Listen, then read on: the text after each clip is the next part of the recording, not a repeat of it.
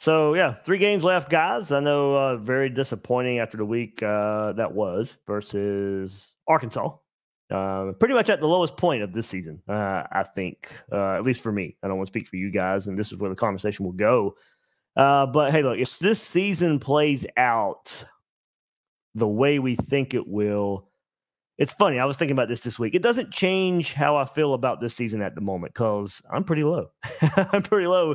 Like, to me, if you look at where the season can go, Florida's not going to be predicted. Florida shouldn't be predicted to win any of these next 3 games. So, look, I'm not going to pick Florida to win any of these next 3 games. I expect losses. So, why would my opinion get any worse than where it is right now? I'm pretty much at the lowest point of the season. You can only go up from here. Where I'm at. It's already rock bottom for this season right now. And look, this is a snapshot of where it's at right now. Doesn't mean it can't get better this season down the road. But for the 2023 season, I'm pretty down right now. And look, as close as I thought the game would be last week versus Arkansas, I just did not see a loss. I didn't see a loss happening. I thought that would be you find a way to pull that game out. So look, as down as I am, I won't pick it, but I won't be surprised if Florida wins one of the next 3. It doesn't erase what's wrong right now. It can certainly get better. You lost a game you shouldn't. Maybe you can go win a game you shouldn't. Tennessee might be that only game this season of where you win a game you weren't supposed to. Maybe even South Carolina with how that game was won, but now you got a chance to go do it again. But look, my opinion for Billy Napier is not going to get any worse than where it is right now. That doesn't mean I won't Billy Napier fired. You guys know that. I'm not anywhere near that right now. But hey, look, these next 3 games aren't going to make me feel any worse. I'm not expecting you to go win. Why would I feel any worse unless you go get beat 50-0 in every game? But where I'm at right now, it can't get any worse. Yeah, I think it's just like you said. It kind of just how do they play? Like, how does it look the next 3 games? Is this team still playing for Coach Napier, or are you starting to see signs of them not trusting the process and it's starting to erode off field? That's kind of what I look at. I mean, because if we were to, as long as we're competitive, we're probably not going to win an LSU. But if we go out and let's just say we play better than we did against Arkansas. I mean, I can't even picture a good game, but say we lose, 42-35, but we played really good. That's better than, like you said, going out there and getting beat 50-0 and the team looking like they've pretty much given up on the season. Yeah, like I'll critique if Florida loses and all that stuff, but my thing is, I'm already at a point. Like the losses piling up aren't going to make me feel any worse than I'm expecting losses. Like I'm not going to feel any worse than where I'm at right now. Another loss isn't going to make me feel worse because I'm just not expecting a win. Maybe that's a weird way of looking at it. Yeah, you're right. From here on, there's no way you can expect to win out of these next 3 games. You're right. Like if I'm expecting a loss, why should I feel even worse? Like, I'm there. I'm there already.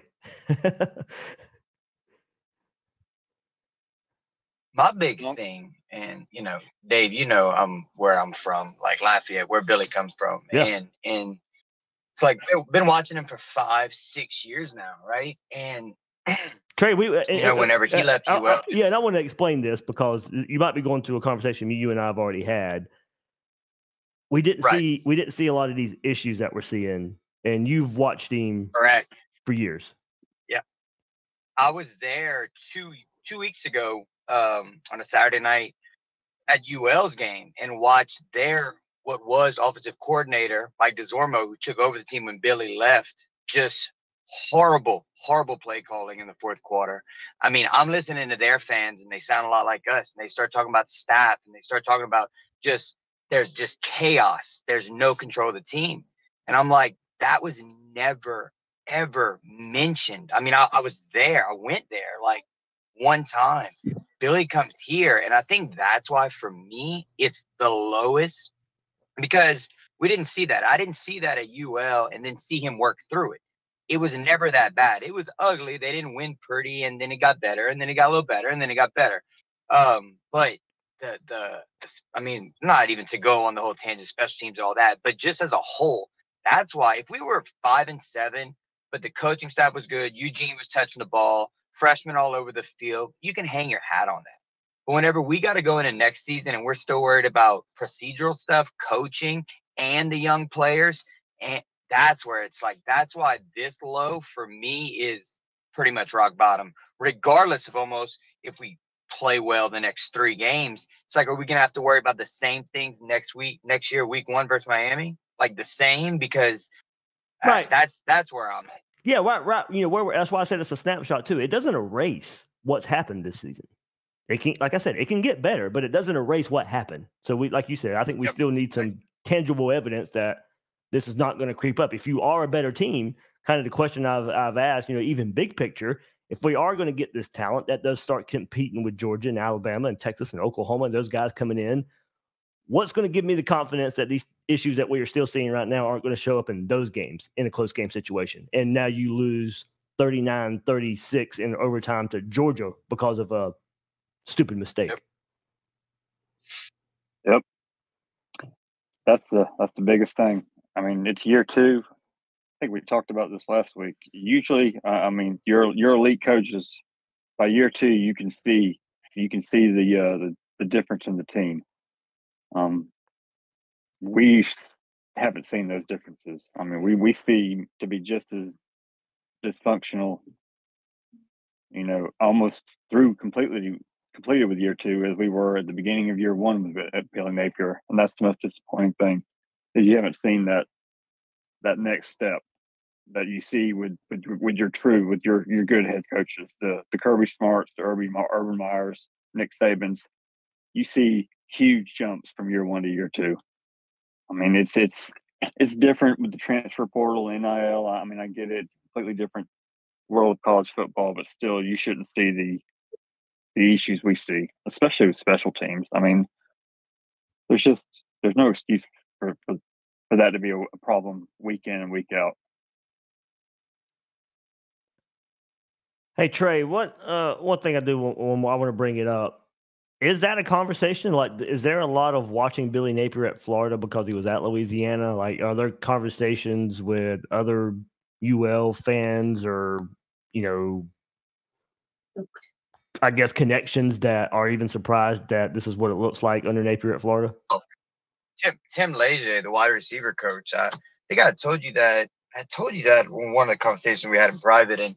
But Tim, I went to a Christmas party with him. I mean, he's the wide receiver coach, and he was, I mean, sawed me out as a Florida fan and mutual friends, and he's gushing over Billy. I mean, just they are as surprised. I mean, even DeZormo. I mean, this is a complete shock from the guys that I know, from the fans that I know, to the coaches that I've been able to, you know, just be close to and have good conversations with. This was not expected as far as the procedural, the discipline, like like what's the name said, special teams, like those things are just so not Billy, and that's what everybody says, you know. I mean, and they would take him back right now. That coaching staff would take him back right now. I mean, aside from Mike and them, of course, but I mean, just as a whole, you know, the university, and it's because you didn't have these things. There was no embarrassing moments where you could hang. You could always hang your hat on. You had a good, well-coached football team, and in the Sun Belt, he was able to just kind of out-recruit, but just be a good, solid team, and it would win him games. And I think if he would do that, if he had done that this year, I think we'd win that Arkansas game. You fight that Kentucky game. I don't think it takes world beaters to do that. And that's where it's just such a, I mean, but like I said, the people I've talked to inside that system, everybody are very surprised and thought nothing but the best things whenever he came over here. So yeah, it's very shocking from this side of the from where we sit right now. This has been a preview of a Gators Breakdown Plus members chat. You can take part in chats like these by joining Gators Breakdown Plus starting at $3 a month. Link is in the description, and you get access to all these features. You get these extra episodes. You get access to the Discord server where you get to have text chats. It takes part in chats like these as well. Hey, another big bonus, ad-free Gators Breakdown episodes, Q&As, giveaways, custom shout-outs, all that at Gators Breakdown Plus. Link is in the description. Come join us.